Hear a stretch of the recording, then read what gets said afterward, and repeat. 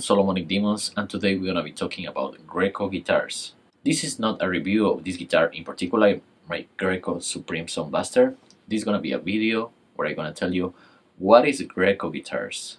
We're gonna talk about the history of Greco guitars, and I'm making this video because a couple of months ago when I bought this guitar, a friend of mine told me, "Hey man, who makes better guitars? Greco, Fujigen, Tokai, Ibanez, or is better to get a Fender Japanese made?"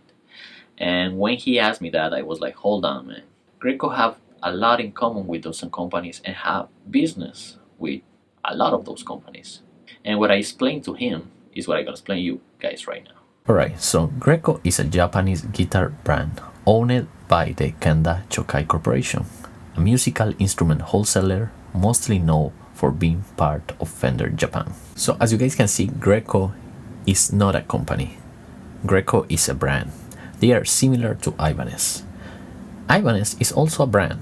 They are owned by the company Oshino Gaki. If we compare Ibanez and Greco to the ISP Guitars company, they are different because ISP makes their Japanese guitars in their own factory of Tokyo. Greco doesn't, because the Kanda Shokai Corporation is a wholesaler. They are a big warehouse. They are a distribution company. So now that we have that clear, we can talk about the history of Greco guitars. Back in the 70s, you were able to find Greco guitars here in the West, here in the United States of America. And it was until the guitar lawsuit era that Greco stopped their distribution of guitars with their name on the USA. Kanda Chokai was established on 1948 and the Greco brand came on the 1960s. It wasn't until 1966-1967 that Kanda Chokai began marketing the Greco guitar Telecaster-like models. Originally, Kanda Chokai used the Greco brand name for the solid body models and used the Kanda brand name for the acoustic models. It was by this time when Greco started importing their first models to the USA. These guitars were made by Fujigen and Matsumoto, and possibly by Teisco. Guitars factory that were very similar in the 1960s, where Ibanez guitars were also made. Now, these guitars were based on the Hagstrom models, the Sweden company Hagstrom. Kanda Chokai also marketed a few original designs in the late 60s, but it wasn't until the early 70s that Kanda Chokai marketed Greco Gibson-like models, but with a bolt-on neck construction. If we compare it with the Gibson Les Pauls and SGs that were set neck guitars. Now, in the mid-70s, they start making set neck Gibson-like guitars, and they were using the same headstock design as Gibson. Some other Greco Gibson-like models from the 70s had a different headstock design, more like a gill headstock that had a Greco logo with equally sized letters. Starting in 1979, the Greco Super Real series was introduced, a high standard replicas of Gibson and Fender models.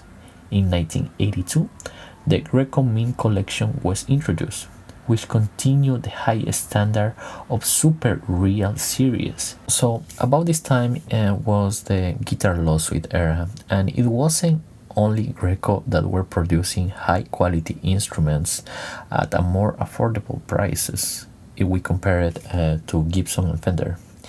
And this was the time on 1982 when the Kanda Chokai and Yamano Gaki became part of Fender Japan, and Kanda Chokai stopped producing its own Greco Fender replica models. But for Gibson, it wasn't until the early 1990s that Greco stopped making exactly replicas of their most famous models.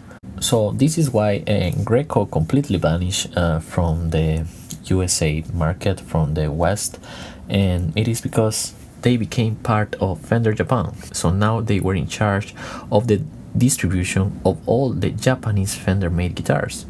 Greco have continued making guitars for the Japanese market. Greco and the Kenda Chokai is not a manufacturing company. Guitars have been made by Matsumoko, Fujigen, Gaki, Dinagaki, and others as well. Currently, they are made by Tokai, the same company that made Samaiti's guitars, because Kanda Chokai also owns Samaiti's. Alright guys, so now we're gonna check some tones with this guitar. Now, I modified this guitar. I added Dimarzio Duet Dopplantier on the bridge of this guitar. Originally, this guitar was a single coil guitar, but I added a humbucker pickup on the bridge because that is the way that I like when I play my Stratocaster kind of guitars. I like it humbucker single. Now these are the original single coils that came, the middle and the neck. And we're gonna start with some cleans, so you guys can check how the single coil sound, and then we're gonna check some high gain tones with the bridge pickup.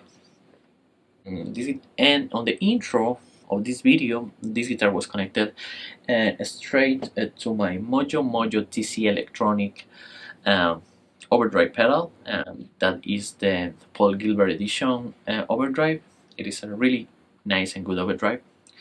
The overdrive was connected straight to Marshall JCM 2000, and I was in the overdrive channel, but like I said, we're gonna start on the clean channel. I'm gonna add some effects on the clean channel, and then when we'll proceed to the high gain channel, I will take out the effects. The amplifier is connected straight to my load box to my interface, and I'm gonna be using some IRs from Torpedo wall of Sona's cabinet, so I'm not gonna be using a real cabinet, and I didn't use a real cabinet for the intro. Yeah, let's check out some tones with this guitar.